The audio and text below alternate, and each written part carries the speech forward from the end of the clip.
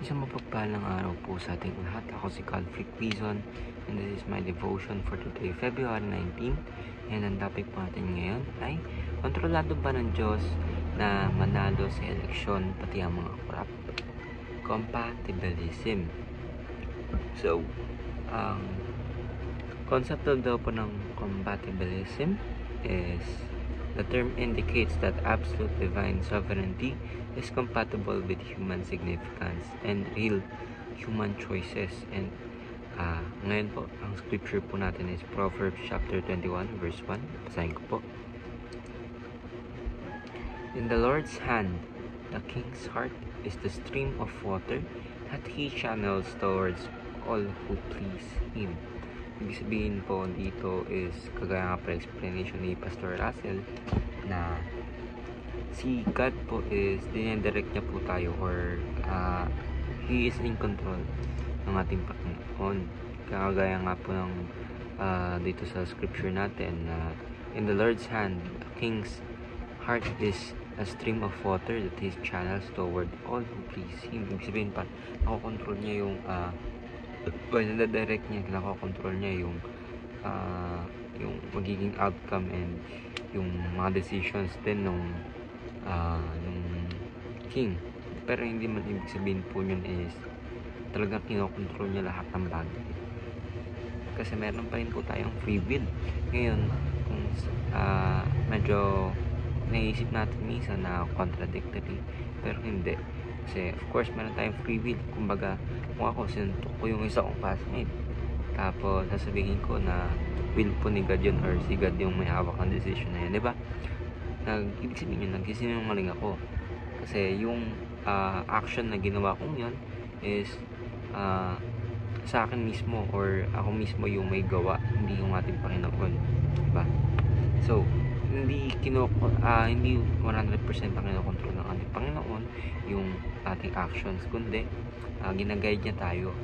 Hindi ibig sabihin yun is panatayang robot na walang free will, lahat ginagawa na lang ng mga bagay na makakalob sa Panginoon. Pero hindi po, kasi of course kaya nga rin po nagkakasala, kasi meron po tayong free will na tinatawag, kasi nakapag-decide po tayo sa sarili natin, and yung kahit nga mali, di ba, ginagawa pa rin natin. So of course yung explanation ni Pastor Russell is hindi to contradictory, kasi meron tayong free will and hindi talaga yun kinokontrol ng ating Panginoon yung ating choices sa buhay, kundi ginaguide niya tayo sa ating buhay. So first teaching po natin is God is in control over human will and powers. Ibig sabihin po nito is God is sovereign. Diba? The Bible affirms po that God directs everything, including human actions. Dinadirect niya po, pero hindi niya directly kinokontrol. So Proverbs chapter 21 verse 1 says, the king's heart is a stream of water in the hand of the Lord, but He turns it wherever He will. But this shows that even rulers po are under God's control. So human responsibility po is, despite God's control, of course humans are responsible for their actions.